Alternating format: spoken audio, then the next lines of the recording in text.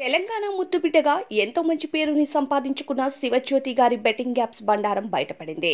ఇక ఈ ప్రపంచ యాత్రికుడైన అన్వేష్ గారు బెట్టింగ్ యాప్స్ అంతం కావాలని తన యూట్యూబ్ ఛానల్లో బెట్టింగ్ యాప్స్ ద్వారా కోట్లు సంపాదించిన ఇన్ఫ్లుయెన్సర్స్, యూట్యూబర్స్ అలానే చాలా మంది యాక్టర్స్ కోసం వీడియోస్ ని రిలీజ్ చేస్తున్నారు.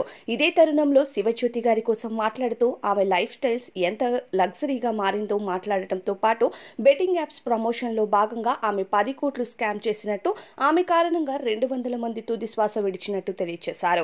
అయితే ఆ వీడియోలో 5 కోట్ల అపార్ట్మెంట్ ని కొని లగ్జరియస్ ఫర్నిచర్ ని ఎలా మెయింటైన్ చేస్తున్నావని, BMW కారుతో పాటు 10 ఎకరాల భూమిని ఎలా కొన్నావంటూ ప్రశ్నించారు.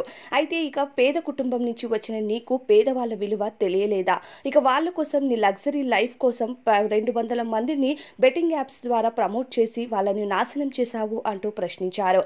అయితే ప్రస్తుతం సోషల్ మీడియాలో చాలా యాక్టివ్ గా ఉంటూ ఆమె హస్బెండ్ తో కలిసి ఎక్కువగా వెకేషన్స్ వెళ్లడంతో వాటన్నిటి కోసం అన్వేష్ గారు మాట్లాడారు. ఆ వీడియోలో దుబాయ్, మాల్దీవ్స్ అలానే USA ఇలా చాలా ప్లేస్లలోకి వెకేషన్ వెళ్తూ నువ్వు ఎంజాయ్ చేస్తున్నావు.